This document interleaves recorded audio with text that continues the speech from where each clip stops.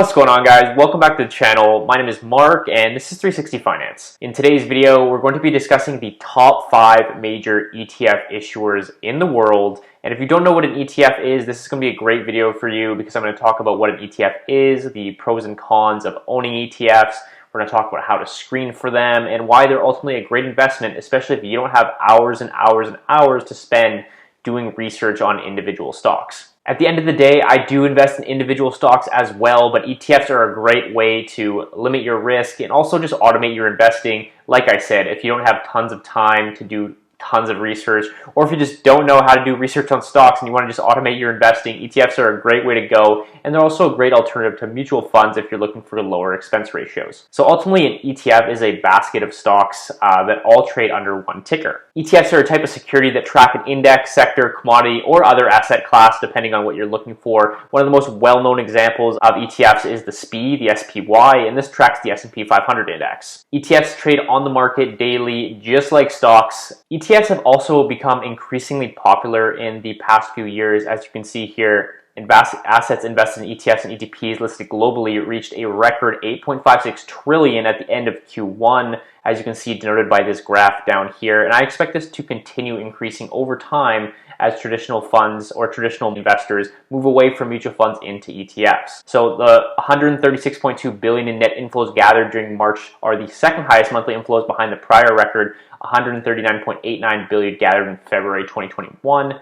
And record net inflows year to date, $359.17 billion at the end of Q1, are significantly higher than the prior record of $197.2 billion gathered during Q1 2017. At the end of the day, ETFs are a great way to automate your investing, like I said, diversify your risk without investing in individual stocks, but investing in a basket of stocks that track a specific sector, a specific industry, or a specific region. At the end of the day, ETFs are more of a passive investment, and the difference between passive and active investing is denoted in this graph right here. As you can see, active funds are intended to outperform a specific index called a benchmark, whereas passive funds are intended to match, not beat, the performance of a specific index. Active funds also have human portfolio managers and analysts, whereas passive funds are generally automated with a little bit of human insight. Active funds, such as mutual funds, usually have a higher expense ratio, which can hamper your performance, and some passive funds and ETFs have an expense ratio as low as 0.01% annually. One article that I wanted to cite here was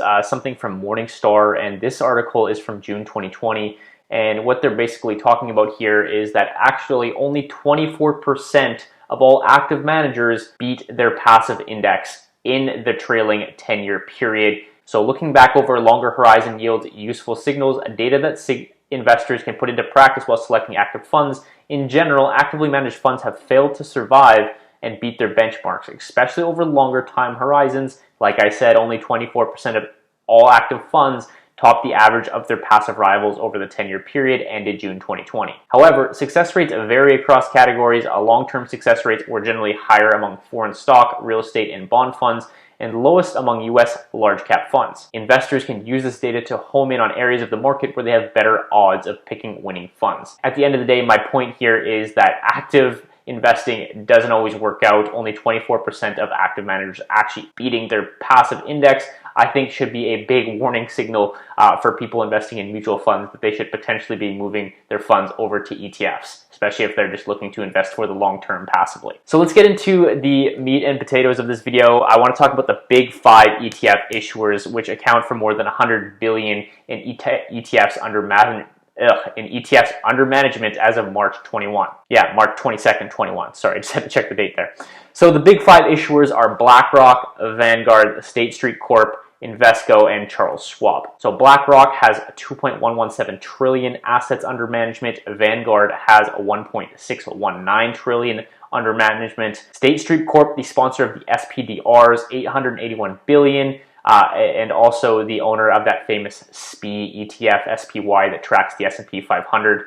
You have Invesco, who has 308 billion assets under management, and then you have Charles Schwab, $214 billion under management. As you can see, these are major powerhouses in the ETF game. There's numerous other issuers, but these are the top 5 that we're going to be focusing on today and going through their websites in terms of how to screen for the best ETFs. Top 5 ETFs are the following. So the first one that I said, the SPY, owned by State Street Corp, 329 billion assets under management in that ETF. The next S&P 500 ETF from Blackrock, the iShares Core S&P 500 ETF, ticker IVV, 249 billion assets under management. And then you have Vanguard taking in the next two with the VTI and the VOO, which are the total stock market ETF, as well as the S&P 500 ETF. 213 billion and 194 billion assets under management, respectively. What you're going to notice here as we go through all these top 5 issuers is that a lot of them have similar ETFs.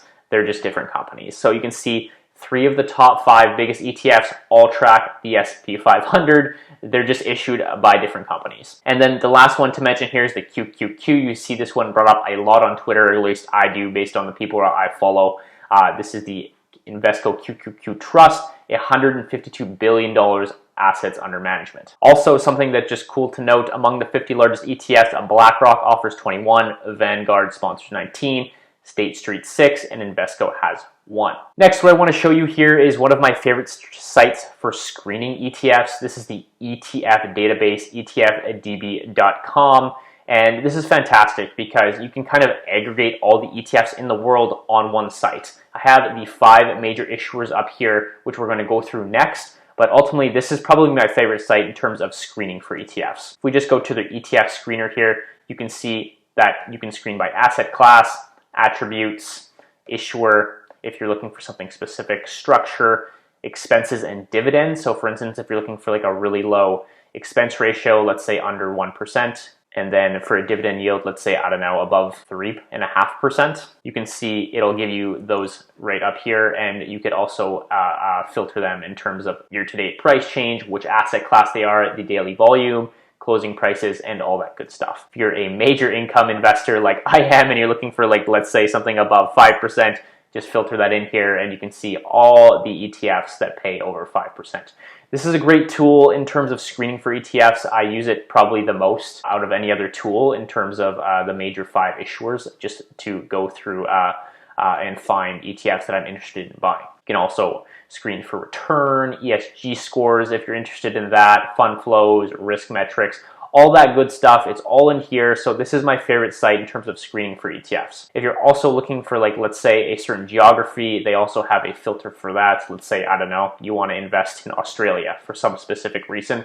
Here's all the ETFs that Australia has to offer, or that have Australian exposure. So fantastic site for screening for ETFs. You can also look, like, let's say for the cheapest ETFs, if you're looking for the cheapest expense ratios, they'll also have that all filtered up nice here for you to sift through. So fantastic tool, definitely check it out. I would recommend it a big time. This is how I usually screen for my ETFs, but you can also search ETFs by type, another great tool to take a look at. Let's say if you're looking at like a specific asset class, or if there's a specific portion of the market that you want to invest into, let's say real estate, for instance. If there's a certain sector you want to invest in, these are the major financial sectors to invest in if you don't know them. So consumer discretionary, staples, energy, financials, etc.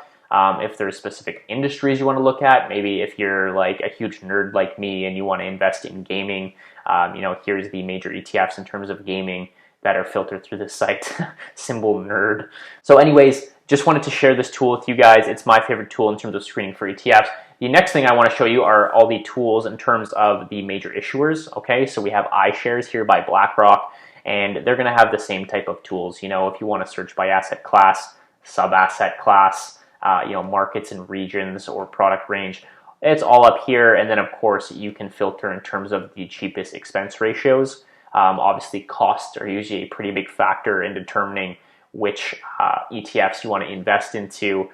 This is probably one of my more, the iShare ones is a little bit easier to navigate than some of the other ones we're going to go through here. But anyways, I don't own any iShares ETFs personally. Again, just trying to show you the tools that I try and use to filter for my favorite ETFs. The next one on the list here is Vanguard, and I'll share all these links in the description so that you guys can make your way to these ETF selectors. It has a lot of the similar filters that you're going to see on other sites: asset class, expense ratio, price, year-to-date performance, average annual returns in the past few years, since inception, if you want to go that far back. Vanguard ETFs are one of the more popular ones amongst my friends for whatever reason. I actually personally own a Vanguard ETF, and I'll talk about it a little bit at the end of this video, so stay tuned for that. So like I said, you can do a lot of this filtering on the ETF database website, but just to give you an idea of if you're looking for a specific issuer, you can also go directly to their site, find their tickers, and you can also find a little bit more information in terms of what's actually in the ETFs if you go to the specific site. And if you're looking at, like, let's say distributions in the dividends, or if you're looking at an overview of what's actually just in the ETF, you can take a look through here and look at their diversification, their portfolio composition, who are their 10 largest holdings. If you're looking at for more specific details like that, you're probably going to want to go to the individual issuers websites, because they will have all that information where you might not necessarily see that on ETF database. So what I'd recommend doing is maybe starting your research in ETF database and then moving to the major issuers website to actually see what's in that ETF that you're interested in. The next one to take note of here is State Street. And so State Street has the largest ETF in the world, which is the SPY. If you're looking for a specific geographical exposure, if you're looking for a certain ESG score, usually the big one that people are looking for is the expense ratio. If, let's say you're looking for something, I don't know, under 0.5%. Easily to filter and see which ones are cheap and in terms of the annual expense ratios. Anyways, SPDR is, like I said, they own the largest ETF in the world, which is the SPY, but third in terms of assets under management or total assets under management. Invesco is another major ETF issuer. I'm not a huge fan of this site in terms of filtering. It's a little bit more difficult. You have to add in the filters that you like, and they don't seem to have as much filters as the other websites do. But anyways, I'll link also the Invesco one down in the description. Not one that I really want to go through too much. I don't own any Invesco ETFs personally, but again, just want to provide this information to you so that you can, make your own investment decisions in terms of which ETFs you want to buy. And the last one here is Charles Schwab, and Charles Schwab, their website is a little bit better than the Invesco one, but again, a little bit whack or a little bit funky in terms of searching for things like, am I really going to ever look for stochastic oscillators on ETFs and things like that? Maybe some people do, and I'm just being naive. But anyways, I will link again all these ETFs tools and screeners in the description for you to use. I don't want to actually recommend any ETFs just for the sake of me not understanding your risk profiles. You guys are all random people on the internet. I don't know what your goals are, what you do for a living, and what your income is and what your risk profile is. So, recommending certain ETFs for you guys, probably not in my best interest. But I will show you one that I'm personally invested in right now, and this is the VDY. Okay, so this is the Vanguard Canadian High Dividend Yield ETF. The reason I bought this one is it's denominated in Canadian dollars, so I don't need to pay any exchange rate. And it also offers a dividend yield of about 3.62%. You can see here, since inception, it's provided return of about 55% here, while also paying out that 3% dividend yield. I'm personally an income investor, so usually when I'm screening for ETFs, I'm looking for those high dividend yields with low expense ratios so that I can attain that income and then put that money to work at a later date. Anyways, this isn't a recommendation for you to buy VDY. I just want to personally show you one that I'm invested in, just so you know that I actually am an ETF investor. Anyways, ETFs are a great way to provide diversification without increasing your risk, and they're also a great way to automate your portfolio if you don't have tons of time to do hours and hours and hours upon research into individual stocks. As I showed you earlier in the video, there's tons of money flowing into these ETFs and out of mutual funds. So if you're interested in ETFs, definitely start doing your research now, as these things are fantastic vehicles for investing. That's pretty much all I have for you guys today. If you guys enjoyed the video, please give it a thumbs up, subscribe to the channel, and I'll see you guys in the next one. Peace out.